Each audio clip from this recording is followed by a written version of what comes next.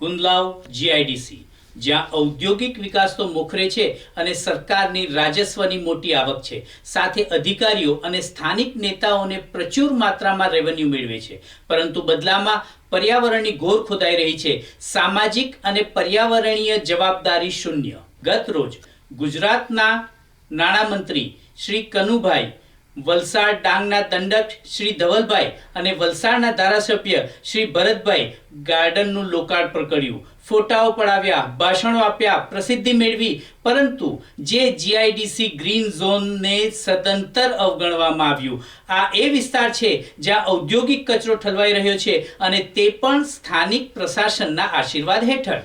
ગુજરાતમાં જીઆઈડીસી વિસ્તારોનું વિકાસ કાર્ય ગુજરાત ઔદ્યોગિક વિકાસ અધિનિયમ 1962 હેઠળ કરવામાં આવે છે.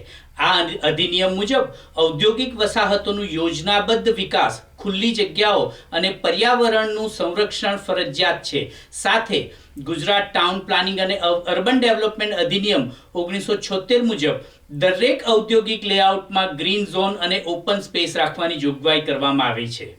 આ ઉપરાંત પર્યાવરણ સંરક્ષણ અધિનિયમ 1986 અને ગુજરાત પ્રદૂષણ નિયંત્રણ બોર્ડ જીપીસીબીના નિયમ મુજબ ઉદ્યોગોને મંજૂરી આપતી વખતે ગ્રીન બેલ્ટ વિકસાવવાની ફરજિયાત શરત છે.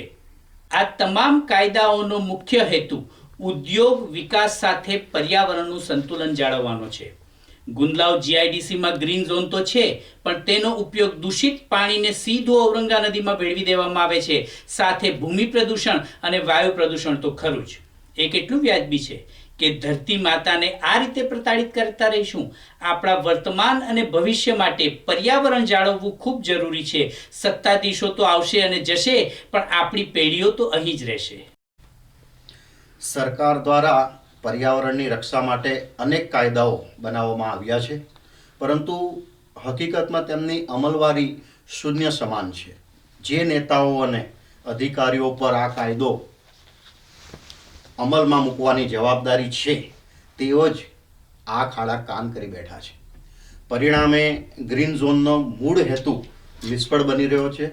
હવે સમય આવી ગયો છે કે જવાબદાર સત્તાધીશો જાગે અને ગુંદલાવના પર્યાવરણને બચાવવા તાત્કાલિક અને કડક પગલાં લે.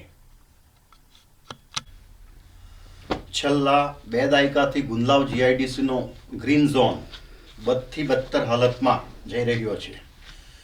દિવસે ને દિવસે તેની સ્થિતિ વધુ ને વધુ ખતરનાક બનતી જાય છે, જે સ્થાનિક રહેવાસીઓ માટે ગંભીર ચિંતાનો વિષય છે. ગુંદલાવ ગામના રહેવાસી તરીકે જ્યારે સરકારે ઔદ્યોગિક વિકાસ માટે જમીન સંપાદન કરી હતી, ત્યારે અમને આશા અને આનંદ હતો કે ગામનો સર્વાંગી વિકાસ થશે અને સમૃદ્ધિ આવશે. પરંતુ આ વિકાસ સાથે પ્રદૂષણનું એવું દૂષણ જોડાયું કે આજે તે અમને અને અમારી આવનારી પેઢીઓને વિનાશ તરફ ધકેલી રહ્યું છે.